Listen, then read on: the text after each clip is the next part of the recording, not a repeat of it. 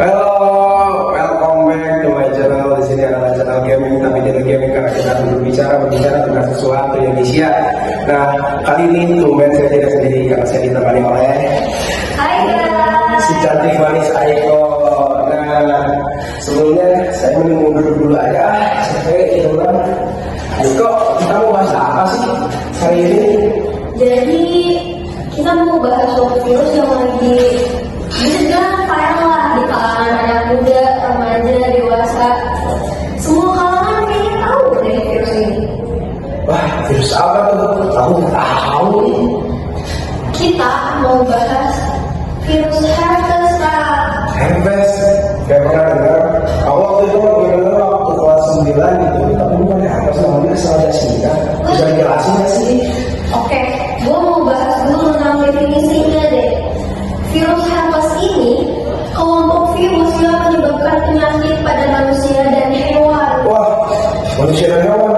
Iya, jadi bisa menyerang dua spesies itu guys ternyata. Dalam konteks manusia, dua jenis utamanya adalah herpes simplex, virus tipe 1 yang biasanya terkait dengan luka di sekitar mulut. Wah, mulut. Berarti kayak ini dong, kayak sayawan. Nah, mirip-mirip itu lah guys.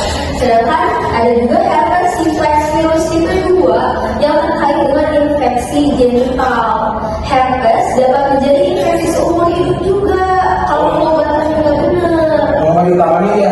Iya. Kalau misalkan mainnya gimana dong? Kamu tahu nggak?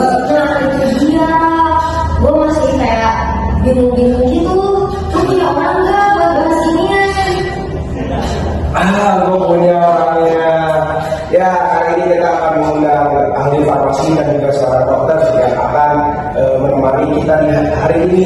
Ya, daripada babi lagi, mending kita panggil saja langsung orangnya. Dokter, oi, dokter. Dokter kita. Nah. Dok, lo ngapain di sini? Lah, lu ngapain di sini? Lah, gue diundang ke acara podcast. Lah, gua juga. Lah, ya udah, ayo. Ini kan tempatnya? Iya. Oh ya udah deh. Halo.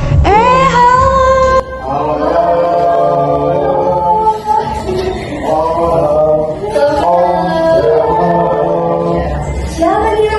Ini adalah ahli farmasi dan juga seorang dokter. Sebelumnya ya, kalian belajar perguruan tinggi tapi nggak pernah tutup pintu ya kayaknya. Kalian masih kecil nggak dipedong kayaknya ya. Iya. Maaf ya, tadi kita kesini. Iya. Ini kita nggak menurutkan. Seperti lagi.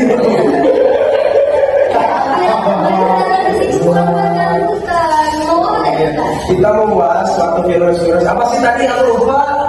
Apa ya tadi? Herpes dong kalau nggak salah. Oh. Herpes. Iya.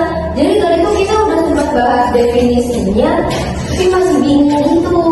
Kayak kita butuh kerinciannya, Iya. detail-detailnya. Kayak awal-awalnya, cara pencegahannya, terus isinya seperti apa. Masa kayak sariawan kan beda. Kalau kita kayak ngobatin herpes, malah sariawan kita contohnya kan lucu dong orangnya. Iya, betul juga ya. Iya kata gue. Mau dimulai dari mana dulu nih bahasnya? Oh, kalau Mulai dari kelompoknya dulu nggak nih? Oh, kelompok. Oke, jadi herpes ini termasuk ke dalam famili Herpesviridae nih. oh, Kalian tahu nih maksudnya apa? Baru nggak dengar sih gue. Iya, gue juga nggak tahu.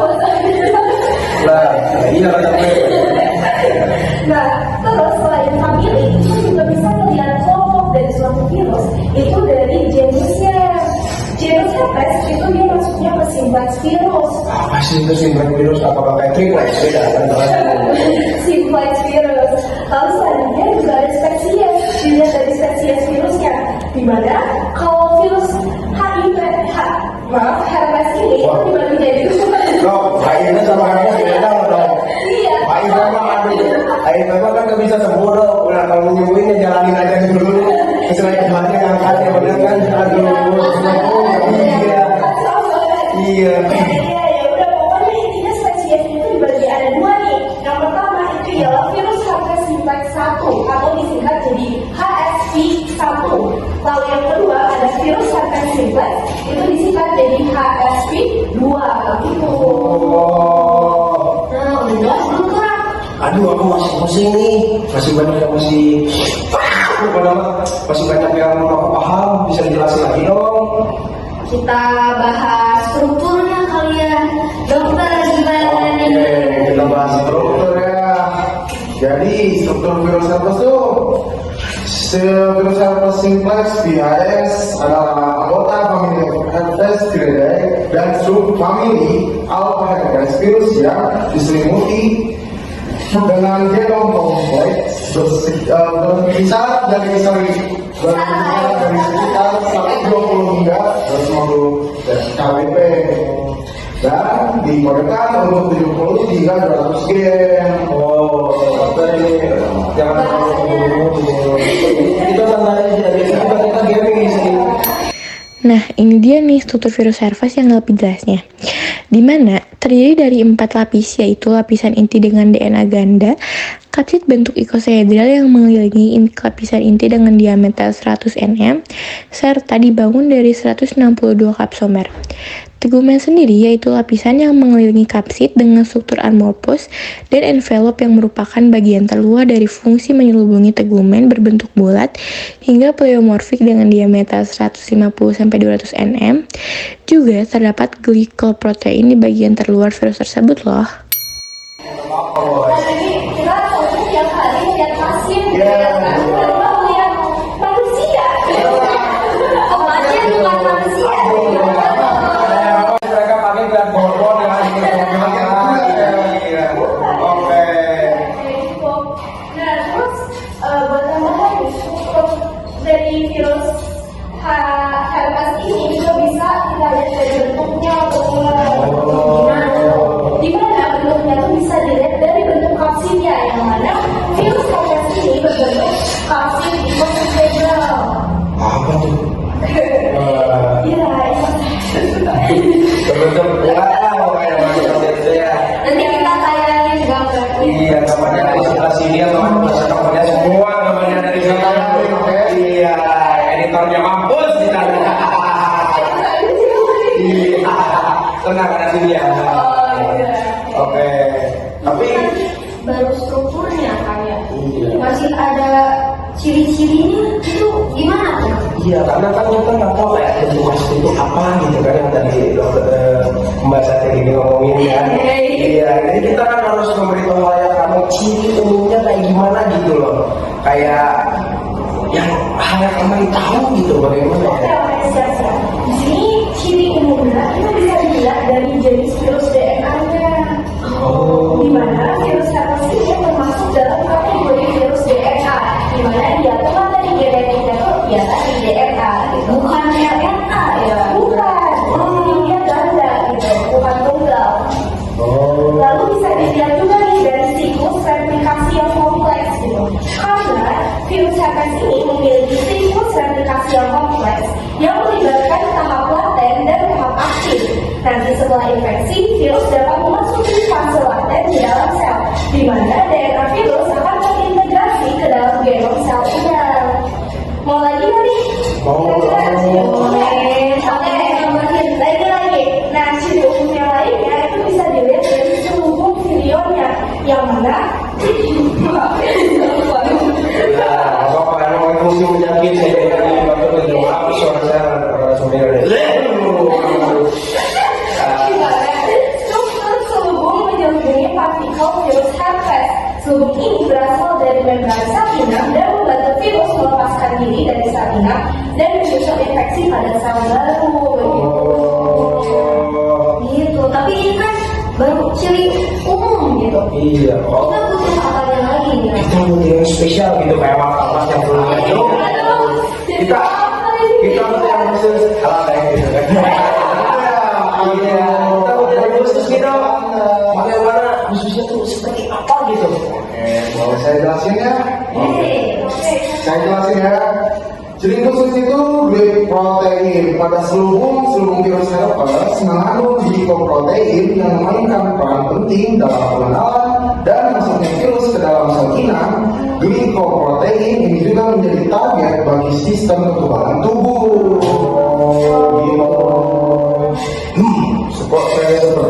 mendapatkan ilmu-ilmu dari kalian gitu. Jadi saya bisa, wah kayaknya mah tahu gimana cara hidupnya gitu. Wah kayaknya virus ini cara hidupnya ada 3 gitu, dibuat lagi. Cara hidupnya ada 3 gitu. Iya, sama. Jadi cara hidupnya ada 3 gitu. Ada yang melibatkan fase laten dan fase aktif, dan juga fase laten itu virus berada dalam keadaan tidak aktif, mungkin bersembunyi dalam background sel inang tanpa menunjukkan gejala. Jadi kayak Anda hidup tenang-tenang saja, tiba-tiba di sini ada kayak sariawan tapi banyak, wah patut dicurigai itu herpes kayak gitu. Wah, terus juga ada fase aktif, replikasi. Apa itu fase aktif? Itu replikasi virus dan produksi partikel virus baru. Jadi virus itu berkembang dalam diri kita udah kayak, wah pokoknya mah berkembang biak di situ dong, kita jadi sarang virus gitu. Wih, keren banget ya. Iya. Itu banget ya. Gak langsung ilmunya. Iya dong, karena saya baca artikel gitu. Dok, saya juga bisa nih menjelaskan lagi. Wah, mekanisme infeksinya. Ini saya bisa jadi dia nih. Wah, Pak, saya udah sudah seperti itu, Pak. Jadi kalau mekanisme infeksinya itu, menurut saya dimulai dari ganglion trigeminalnya, gitu. Atau bisa disebut juga ganglion gasserian. Ini adalah bagian dari saraf trigeminal yang mengumpulkan rangsangan sensorik dari kepala dan wajah dan memberikan rangsangan saraf ke otot-otot yang mengontrol pemunyahan. Makanya herpes itu menyerangnya di bagian ini ya, di mulut. Terus datanglah herpes simplex virus. Habis itu dia masuk ke nukleus yang berada di inti sel saraf. Mulailah muncul gejala awal seperti kemerahan di dekat bibir. Benar gak sih dok? Kurang lebih kayak gitu mekanisme infeksinya. Benar sih. Karena kita aja kaget ya dok. Kalau kita tuh baru banget datang ke sini dan tiba-tiba mereka udah bisa langsung ngejalanin. Betul banget tuh.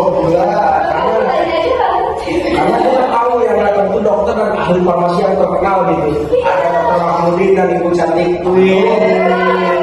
Jadinya kita harus baca-baca dikit lah biar kita juga nyambung seperti itu lah. Makanya subscribe lah pakai Kevin, pokoknya bagi kita akan lagi nanti. Nah, apalagi yang kalian tahu tentang virus herpes ini? Kayaknya bisa gejalanya gitu ya. Oke, gejala. Nah, kalian masih ingat gak nih tadi waktu dibahas tentang spesies, virus herpes ini dibagi jadi 2. Ada HSV1 dan ada HSV2. Nah, aku bakal sebutin gejala-gejalanya ya. Dimulai dari yang HSV1. Gejala pertama itu adalah luka dingin, di mana biasanya luka dingin ini muncul di sekitar atau di dalam mulut yang tadi sudah seperti Raka sebutin, yang muncul tiba-tiba di sini itu maksudnya ke luka dingin. Lalu gejala lainnya itu ialah gatal atau terbakar. Sebelum luka dingin muncul bisa terasa gatal atau terbakar di area tersebut. Atau kamu bukan gara-gara jarak panjang? Iya. Ada lagi ya. Kalau ini makan banyak daki. Iya. Awalnya cuma buduk ya guys ya. Nah, terus gejala lainnya ialah pembengkakan dan juga kemerahan, di mana tadi di area sekitar muka dingin itu dapat menjadi bengkak dan kemerahan. Bisa bayangin gak nih di sekitar mulut tiba-tiba ada bintik-bintik merah, jadi juga bengkak. Juga gitu. Nah, terus ada juga nih gejala yang dialami oleh herpes simplex virus tipe 2, yaitu HSV2 yang tadi saya sebutin. Yang pertama itu ialah luka genital, di mana dia muncul di area genital atau di ubur. Nah, ini beda lagi. Kalau tadi yang pertama itu biasanya muncul di sekitar mulut, kalau yang kedua ini biasanya muncul di sekitar ubur begitu. Lalu selanjutnya ialah nyeri atau rasa terbakar. Sama nih kayak HSV1 tadi ya. Iya, di mana nyeri atau rasa terbakar ini disertai dengan ya kadang penderita itu terasa nyeri atau rasa terbakar setelah buang air kecil gitu. Ini di bagian ubur. Lalu selanjutnya ialah kelenjar getah bening membengkak, di mana rasa sakit gitu. Begitu. Ya, itu kalau secara khusus gitu ya. Kalau secara umumnya gejalanya tuh yang pasti para penderita herpes ini tuh dia akan mengalami demam dan juga menggigil. Selain itu dia akan merasa sakit kepala dan nyeri tubuh dan juga gampang untuk kelelahan. Jadi nggak semua gimana ya? Jadi gitu sih kalau kelelahan itu salah satu gejalanya juga ya gejalanya karena ya tadi aktivitas si virus herpes itu. Begono. Oh, jadi gimana ya? Mungkin saya sedikit merasa pusing gitu ya. Sekarang kita masuk ke deteksi virusnya nggak sih? Oh iya. Sedang deteksi virusnya nggak sih? Takutnya virus itu udah datang tapi nggak ketahuan gitu Pak. Iya, tiba-tiba kita lagi jalan tiba-tiba mati nggak lucu. Mati ya, jatuh gitu ya jalan. Iya tuh, ketemu aja malaikat Jibril membayangkan. Iya. Gimana sih dok cara mendeteksi virusnya? Bagaimana caranya? Mulai saya lihat fungsi deteksi virus herpes dapat dilakukan melalui beberapa metode diagnostik. Beberapa metode umumnya melibatkan pengambilan sampel dari area yang terinfeksi atau penggunaan tes darah. Berikut adalah metode umum untuk mendeteksi herpes yang akan saya jelaskan. 1. Tes pemeriksaan luka, tes PCR atau polymerase chain reaction. Metode ini mendeteksi materi genetik virus dalam sampel dari luka atau cairan yang terkait dengan luka secara sangat sensitif dan dapat mengidentifikasi tipe virus herpes ASV1 atau ASV2. Kultur virus, sampel dari luka ditanamkan dalam media kultur untuk membiarkan virus. Ini membutuhkan waktu beberapa hari dan kadang-kadang kurang sensitif dibandingkan dengan PCR. Terus keduanya, tes darah, tes serologi, tes antibodi melibatkan pengambilan sampel darah untuk mendeteksi antibodi yang diproduksi oleh tubuh sebagai respon terhadap infeksi herpes. Tes ini dapat membantu mengidentifikasi apakah seseorang pernah terinfeksi agar membedakan antara HSV1 dan HSV2. Oh, seperti itu. Ya, Kalau misalnya kayaknya mah dari pembahasan tadi saya tahu gitu gimana cara mencegahnya gitu kayak termasuk ilmu gitu. Tahu tahu kan kalau itu apa gitu kan ya. Udah tahu lagi ya. Iya, tahu lagi. Otak-otak dokter tuh pindah gitu. Iya. iya dong gitu. Kita di sini berarti ya. Kita awalnya dari mereka nih. Iya, bisa pas. Begitu aja.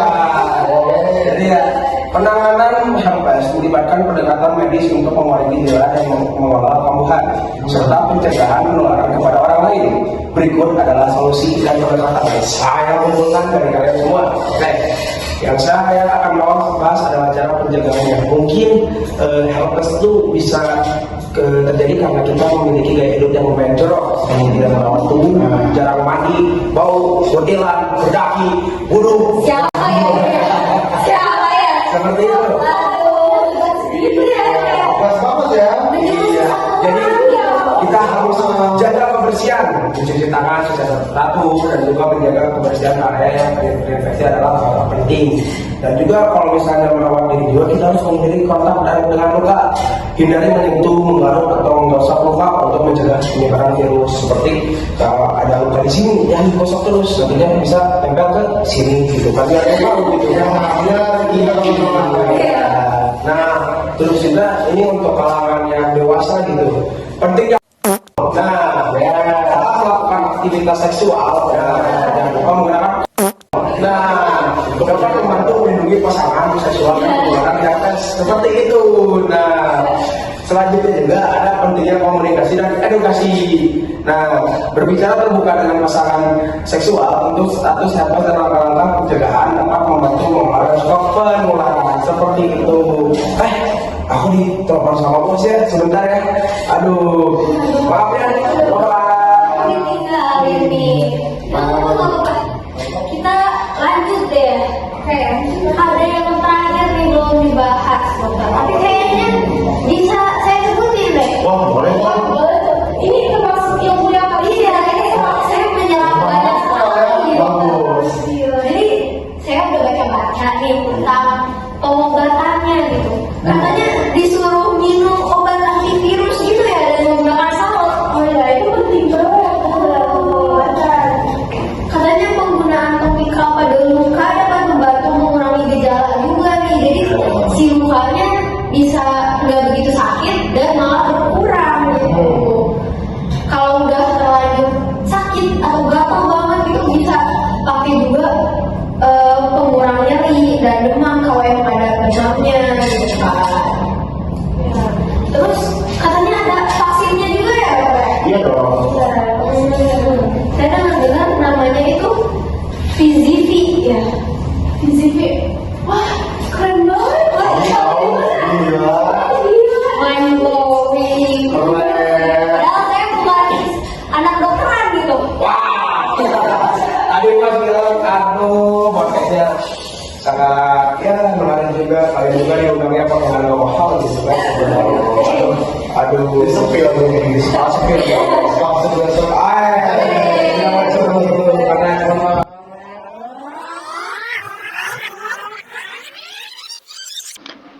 Tadi saya lihat live kalian, kayaknya ada yang kurang nih. Kalian kurang ngejelasin tentang cara penularan virus herpes ke manusia deh. Nih, saya kasih tahu. Cara nularnya tuh bisa dengan kontak dari kulit ke kulit, bisa kontak dengan cairan tubuh, nah bisa juga dengan kontak seksual.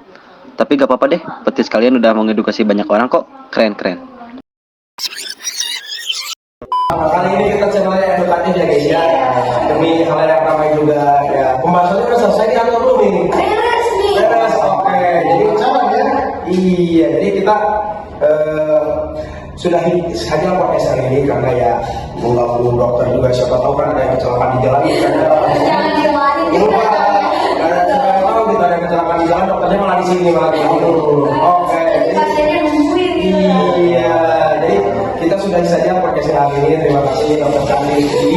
Boleh juga. Ya, terima kasih telah meluangkan waktunya gitu pakai setengah ini. Oke, jadi ya jangan lupa like, subscribe dan subscribe. Pokoknya lah kita semua akan kembangkan channel Indonesia yang edukatif dan juga semuanya tidak tahu.